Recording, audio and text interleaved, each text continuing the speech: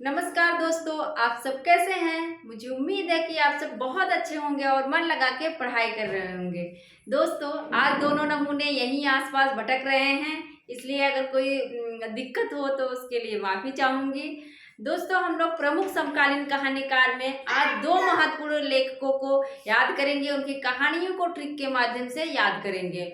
जो भी हैं, ये दोनों भी पहले की तरह ही बहुत इम्पोर्टेंट हैं। अक्सर इनकी कहानियों को एग्जाम में पूछा गया है, चाहे कालक्रम की दृष्टि से देखें या फिर पूछ लेता है कि कौन सी कहानी इसमें से मोहन राकेश की नहीं है। तो इस तरह के प्रश्न बनते आए हैं। हम देखते हैं कौन है मोहन राकेश और दूसरे हैं कमलेश्वर। ये दोनों नाम के व्यक्ति हमारे गांव में हैं, अभी भी हैं। तो उनकी जो विशेषता थी उसी से मैंने ट्रिक बना लिया था। आप लोग सोचते होंगे कि मैम के गांव में कितने सारे लोग हैं, मतलब हाँ सारे लेखक हैं। हाँ, तो मेरे गांव में मेरे ही गांव में क्या पहले यही नाम रखे जाते थे। किसी का नाम कमलेश, तो किसी का नाम राकेश, किसी का नाम मोहन, यही रख दिया जाता था। तो राकेश नाम के एक व्यक्ति थे और वो क्या किए थे, एक बाग थी और वहीं पे अपना बनाए थे छोटा सा घर, वहीं पे रहते थे। तो वहीं से हमने ये ट्रिक बनाया है। मोहन राकेश, इंसान के खंडहर, नए बादल, जानवर और जानवर, एक और जिंदगी, फौलाद का आकाश। मैंने बनाया कि मोहन राकेश जो राकेश थे वो कहाँ रहते थे, इंसान के खंडहर। वो खंडहर में रहते थे, घर पे ज्यादातर नहीं रहते थे। वही जो बाग थी, खंडहर था, वहीं पे अपना छोटा सा घर बना के रहते थे इंसान के खंडहर में। और वहीं से नए बादलों को देखा करते थे। जब कोई खुले आकाश में रहेगा तो नए बादल तो दिखेंगे, नए बादलों को देखा करते थे।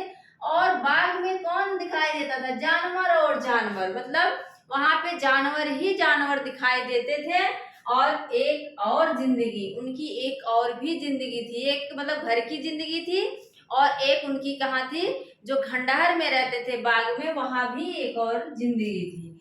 फौलाद का आकाश, वहां से पूरा आकाश दिखाई देता था, पूरा फौलाद का आकाश दिखाई देता था। फिर से देखो, राकेश कहाँ रहते थे, इंसान के खंडहर में।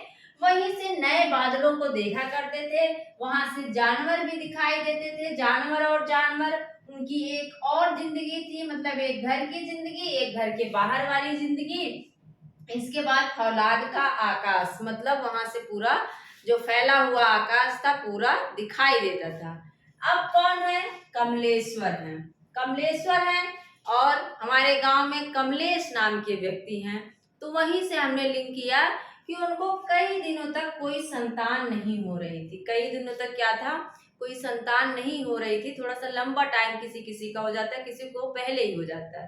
तो वही था, राजा निर्बंसिया, कस्बे का आदमी, खोई हुई दिशाएं, मांस का दरिया, बयान, आजादी मुबारक। और ये तो ठीक है कि उनको संतान नहीं होती थी, इससे मैंने एक ट्रिक बना ली, राजा निर्बंसिया। और वो कुछ दिन तक विदेश में भी जाके रहे थे, तो वहां से हमने लिंक किया था। कुछ दिनों तक उनको संतान नहीं हुई तो सब लोग उनको राजा निर्बंसिया कहने लगे। क्यों निर्बंसिया, जिसको संतान नहीं रहती सब लोग उसको निर्वंश कहते, निर्वंशिया, इनका कोई वंश नहीं है। तो निर्वंशिया थे, कस्बे में रहते थे। कैसे थे, कस्बे में रहा करते थे, कस्बे के आदमी थे। फिर क्या हुआ, वो विदेश जाने लगे। उनका मन हुआ कि मैं जाके विदेश घूम के आऊं, खोई हुई दिशाएं। फिर क्या हुआ, जब कोई विदेश जाएगा तो दिशाओं का पता ही नहीं चलेगा कि किस दिशा में जा रहे हैं। खोई हुई दिशाएं कैसी है, वहां पे खोई हुई दिशाएं थी। मांस का दरिया, दरिया से होते हुए विदेश जाएंगे ना, दरिया को पार करते हुए, समुद्र को पार करते हुए विदेश जाएंगे। तो मांस का दरिया, दरिया से मांस के दरिये से पार करते हुए जाते हैं। वहां जगह जगह पे बयान भी देना पड़ता है, बोलना भी पड़ता है, हाँ मैं इंडियन हूँ या फिर क्या वगैरह वगैरह जो भी हो। तो बयान भी देते हैं, आजादी मुबारक। बाद में वो घर से, परिवार से एकदम आजाद हो जाते हैं। उनको सब लोग आजादी मुबारक मुबारक बोलते हैं। फिर से देखो, कमलेश है। कमलेश क्या कर कैसे हैं, राजा निर्वंशिया, कोई संतान नहीं होती है।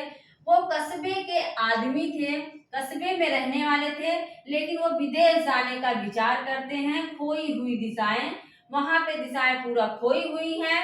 मांस का दरिया पार करते हुए जाते हैं, बयान देते हैं और आजाद हो जाते हैं। घर परिवार से आजादी मुबारक। 2002 का है।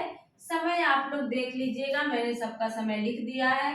मुझे समय नहीं याद होता था, लेकिन जैसे जैसे आप पढ़ते जाएंगे धीरे धीरे आपको समय वगैरह याद होता जाएगा। इस तरह से याद कर लेंगे तो सारी कहानियां याद हो जाएंगी। दोस्तों, अगर आप मेरे चैनल पर नए हैं तो चैनल को सब्सक्राइब ज़रूर कर लीजिएगा, लाइक कर लीजिएगा, शेयर कर दीजिएगा और इसी तरह से वीडियो हम आपको देते रहेंगे, ट्रिक के द्वारा चीज़ों को याद करवाते रहेंगे। मिलते हैं अगले वीडियो में। थैंक यू, धन्यवाद।